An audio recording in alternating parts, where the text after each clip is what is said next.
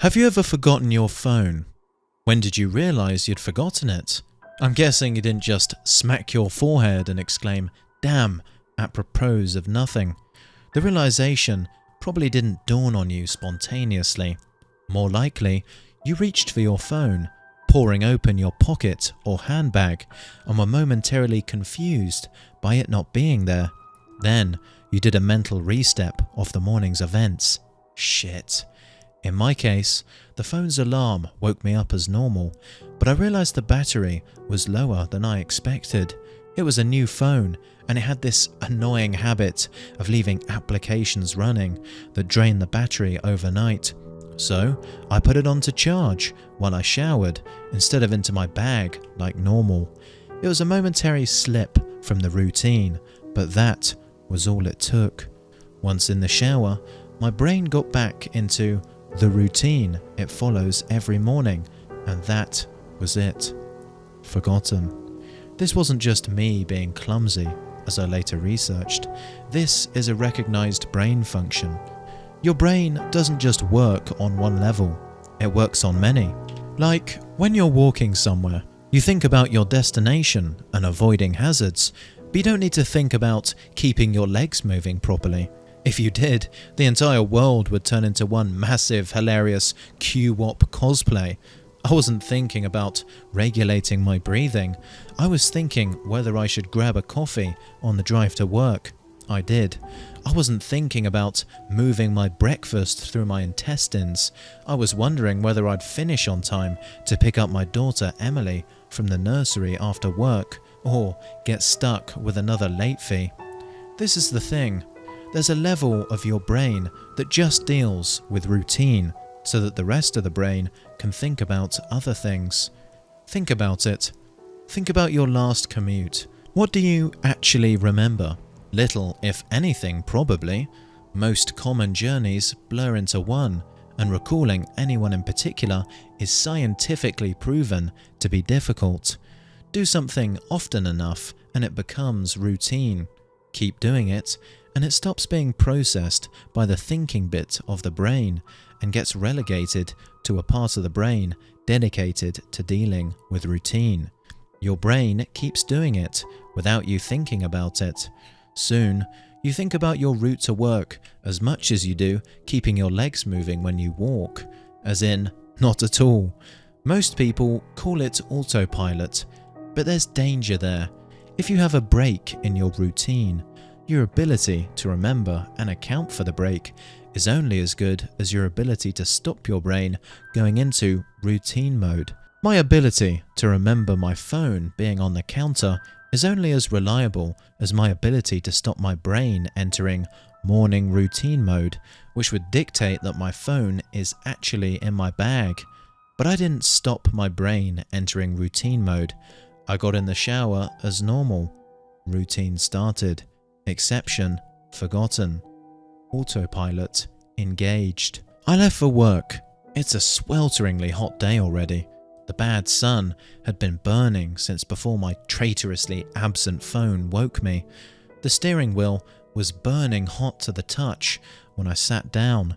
I think I heard Emily shift over behind my driver's seat to get out of the glare. But I got to work, submitted the report, attended the morning meeting. It's not until I took a quick coffee break and reached for my phone that the illusion shattered. I did a mental restep. I remembered the dying battery. I remembered putting it on to charge.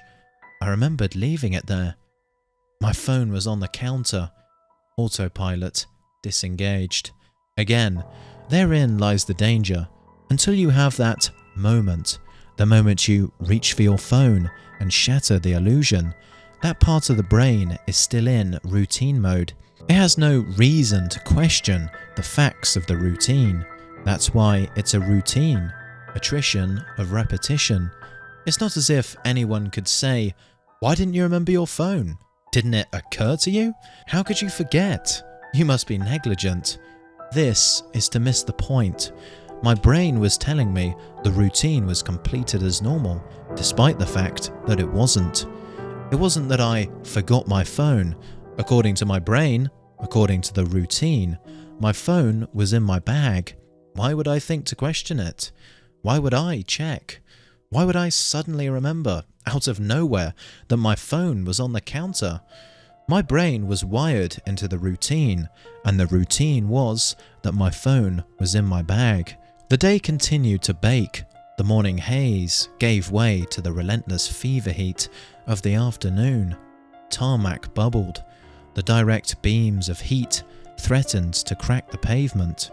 People swapped coffees for iced smoothies. Jackets discarded, sleeves rolled up, ties loosened, brows mopped. The parks slowly filled with sunbathers and BBQs. Window frames threatened to warp. The thermometer continued to swell. Thank fuck the offices were air-conditioned. But, as ever, the furnace of the day gave way to a cooler evening. Another day, another dollar. Still cursing myself for forgetting my phone, I drove home.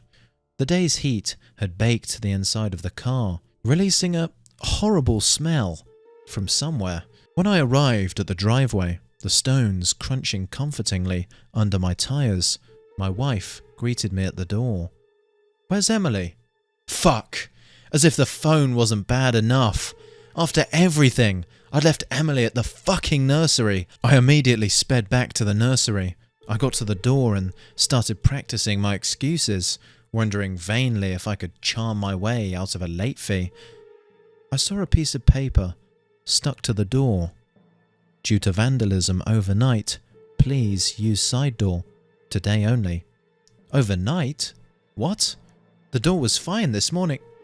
I froze. My knees shook. Vandals. A change in the routine. My phone was on the counter. I hadn't been here this morning.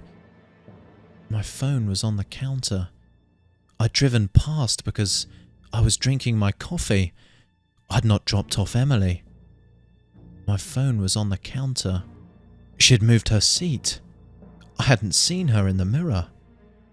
My phone was on the counter. She'd fallen asleep out of the bad sun. She didn't speak when I drove past her nursery. My phone was on the counter. She'd changed the routine. My phone was on the counter. She'd changed the routine and I'd forgotten to drop her off. My phone was on the counter.